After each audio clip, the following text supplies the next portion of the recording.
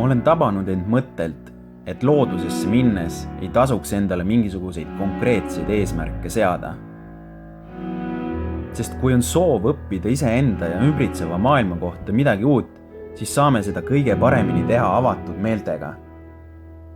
Eesmärkide seadmine aga kitsendab meie fookust ja aitab välistada ebavajalikku informatsiooni.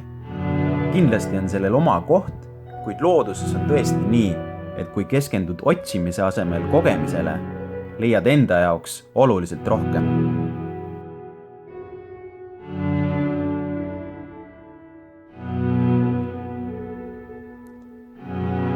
Teinekord aga tuleb alistuda mingisugusele väga konkreetsele ürgsele kutsumusele, panna oma keha ja vaim proovile, ületada soid ja jõgesid, ronida metsa kõige kõrgema puu otsa. Ma tean, kuidas mõne laiavõralise hiiglase otsa ronimine seostub lapsepõlvega ja toob esiti näole kummastava muige. Ei tundu ju kuigi tervemõistuslik teguviis täiskasvanud inimesele. Tänapäeval vist isegi mitte lapsele enam.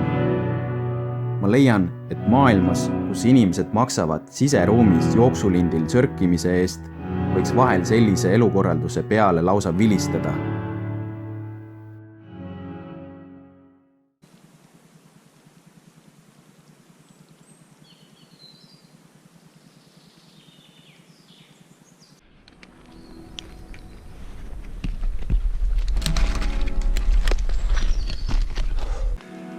Päris väsitav.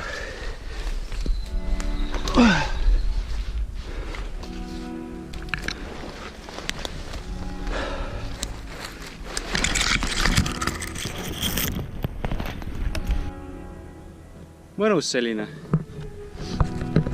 lõunane äraolemine. Pean tunnistama, et siia otsa ronimine oli oluliselt raskem, kui ma arvasin. Võib-olla sellepärast, et ma pole seda lihtsalt ammu teinud, aga käed on tõsiselt väsinud, nii et ma loodan, et ma siit kuidagi alla ka jõuan minna. Aga vähemalt sain hakkama. Siiamaani olen elus ja kõik on hästi. Sinna poole ka.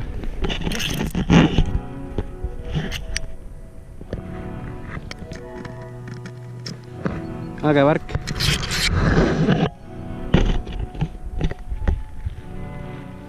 Ja kõigile kõrgusekartitele ka natuke vaatamist.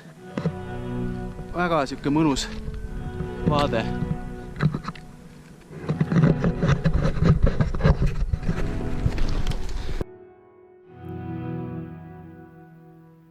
Vaadates sealt kõrgemalt all laiuvale metsale, saad hetkega aru, kui täiuslik ja harmooniline kogu see võrgustik on. Võiks isegi öelda, et peenhäälestatuse meistriklass. Vahel ma mõtlen, et loodus on oma geniaalsusega meile nagu eeskuju, et me peaksime võtma vaatleja ja õppija rolli.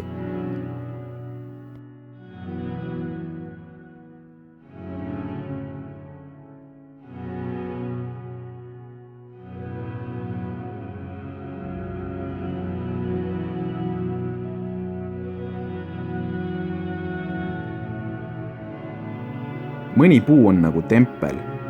Tema otsa ronimine ei eelda erilisi oskusi, rohkem nagu ligiastumise rõõm.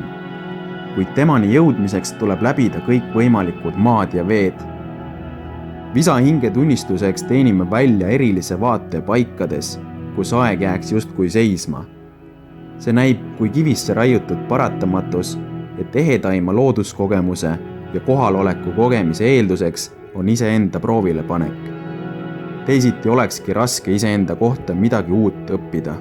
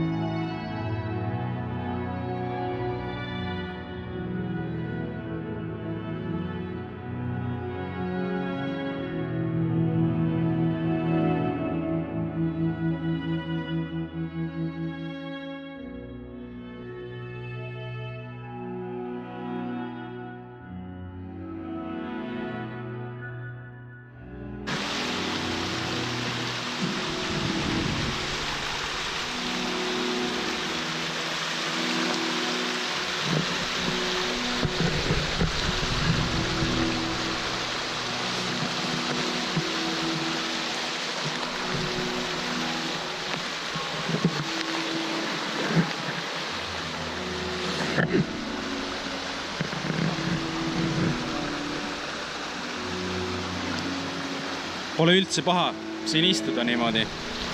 Jalga kõlgutada, vaadata alla, mõelda omi mõtteid. Kahju lausa, et süüa kaasas pole. Siin võiks täitsa rahulikult terve päeva istuda.